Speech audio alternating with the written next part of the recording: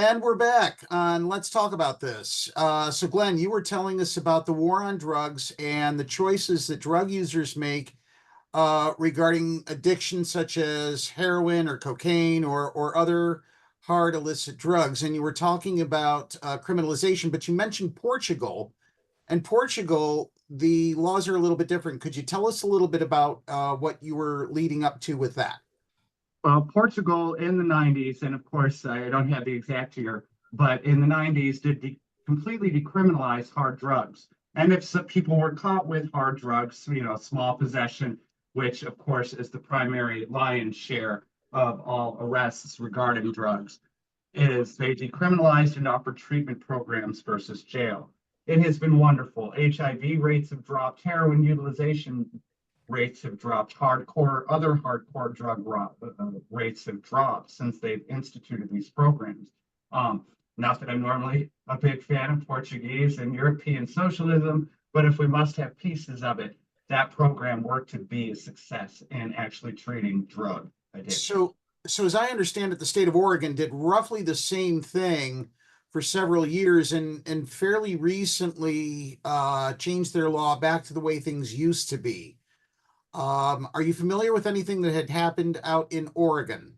No, I did realize that I was excited for them to trial it. And in all fairness, the rates of addiction or how do I put it, the severity, the violence related to the addiction process may have been too much and overwhelmed them, would be my guess. And also, let's face it, some staunch moderate Democrats and also conservatives and Republicans, not conservatives in general, really have they have the biggest stick up their backsides about anybody who struggles with drug addiction. And it's a good way to punish them. Police unions also have exceptional strength in keeping decriminalization off the table everywhere in the US. I mean, we're still fighting over weed decriminalization when it's been proven to be safer than romaine lettuce. They make billions per year in these budgets in order to enforce this racist war. Will it be a perfect solution?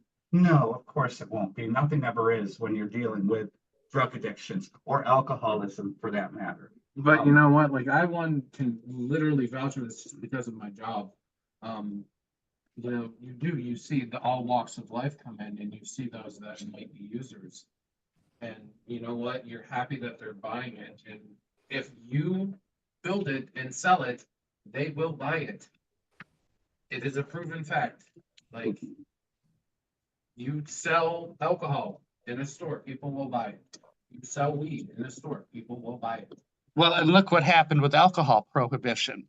How badly did that fail? It failed epically because it also didn't target people of color as much and the poor. Everybody drank at the time, and they found that it was unsustainable. So they wound up repealing the amendment that made alcohol illegal under the Volstead Act. It seems really identical of an argument. Yes, should we use drugs? No, of course we shouldn't use drugs. It's not something we're going to teach our children. But what we are going to say is you have the power in order to utilize the substance in your own body.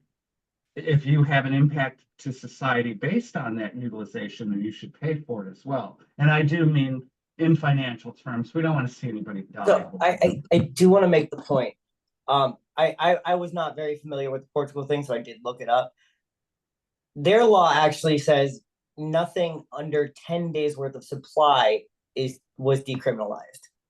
And they are also treated as patients, not criminals. The healthcare status, yes. They're treated more in the healthcare spectrum than they are in the criminal spectrum. However, if we're going to talk about that aspect of it, they also have a universal healthcare program that kind of helps into that. Yes, I know we talk about the universal healthcare program, stuff like that, about how it's longer wait times. I'm not trying to get into that politics. Yeah, you and I disagree on that part. But yeah, we're not going to get into that discussion. But what I am saying is if you're going to treat the people who you're decriminalizing as patients, it comes back to the money aspect of it. We've created a society that has criminalized the drug and created a revolving door of generations that are basically sentenced to poverty because of people in this war on drugs. Yes, you are absolutely right. And, I and don't know if yet, you and yet, I think can- one of the things that we overlook is that the war on drugs also targets cannabis users, many of whom in some states, Pennsylvania to a degree included, are taking it for medicinal reasons. Yeah. And those folks, in particular, cancer patients, but also others, uh, suffer great risk if, for example, as the Pennsylvania dispensary system was just getting up and running, they would cross the border to states like New York to get their supply. But as soon as they cross the border back into Pennsylvania, they're now drug smugglers. That hardly seems fair. Thank Well, you, but- federal government. That's, You also And have to yeah. look, oh, sorry, Glenn, go ahead. no, you go ahead first. So that also goes into the point of, the medicinal use. So the other thing I was going to bring up about Portugal is the fact that they actually put a limiter on how much pharmaceuticals can charge for their drugs. So they can't charge a $300 without insurance for the same pill. Like if you were to say buy Narcan, where you were talking about what, a $600 markup with no insurance. Correct. In Portugal, I believe they have a cap at $40. Here's your problem. And it's a wonderful thing. Price caps are always touted as beautiful things. And when people hear that, yes, it sounds great on paper. But then the manufacturer no longer makes a profit from it. If they don't make a profit from it. I understand where you're coming from, but that is how they can supply these people and treat it as a patient clinic, or like a clinical patient instead of a crime. I do believe there should be I was thinking about this for Meadville City Council, just as decriminalization of marijuana. If you're busted for weed, not only should you sit in front of a judge, but you shouldn't sit in back of a panel. Okay, you have a parole officer, you have a doctor, you have a judge. Is this person able to be treated more as a patient? Are they actually medically inclined to, be helped with treatment versus jail time? It's a start. It's not the ideal world, and no good compromise. In every good compromise, someone loses. But if you're looking at that from a legal perspective, yes, to a certain degree, the state can differ from the federal, but the local necessarily can't differ when it comes to criminalization as far as a class 1 narcotic versus a state.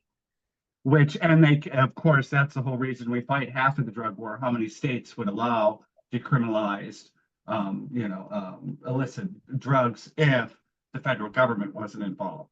But that's what I'm saying. We would need Pennsylvania to be able to pass that, and then to say that, basically declassify marijuana. Yes, we should break federal law in order to make that a thing. I actively and openly support the republic style system on that the state should go, hey, up here is Washington. Yeah, the state, yes, but to talk about it from a local level, and that's a topic I want to talk about at another time, but at the local level, to go, if the state says it's okay, you have the backing of the state to basically go against the federal government, but without the backing of the state, what would that look like? That would look like it would have to be more local, definitely more localized, which of course I prefer. You can have a much broader and more meaningful impact at a local level because you deal with fewer people. If you create your own panel, and of course you have to rub the backside of the state in order to get there, but you should be able to create a panel, put it out there. Hey, instead of sentencing these people automatically to, let's say, 5 years, let's trial this. I'm sure there are ways we could actually get around that. That would be So Glenn, are you suggesting like a pilot project where maybe a city like York or Lancaster or Erie allows for open cannabis use, kind of like how Ann Arbor did before Michigan legalized cannabis, and the folks up in Erie County in the city of Erie would allow it, and the police wouldn't go after them. But only under what conditions would that be allowed? Pretty much as long as you're not hurting anybody, it shouldn't be the police's job in order to investigate you for small amount of possession anyways. Bodily autonomy again, as long as you're not doing anything to harm others or take their stuff, it's really shouldn't be a thing. If they are caught, however, let's say under DUI, someone has meth on them when they get pulled over for DUI. Should they pay a consequence? Yes, they should. Should that be a treatment? Yes, I think that it should be. And I do think at a local level, for much smaller nonviolent crimes, we could start a pilot program that would address people who have a real open hope of rehabilitation through the medical system versus a punitive legal system. Okay, we're going to leave it right there and take another break at this time. And when we come back, we're going to change gears a little bit. Rihanna is going to bring up her topic of the day. And yeah, come on back to our show in just 2 minutes.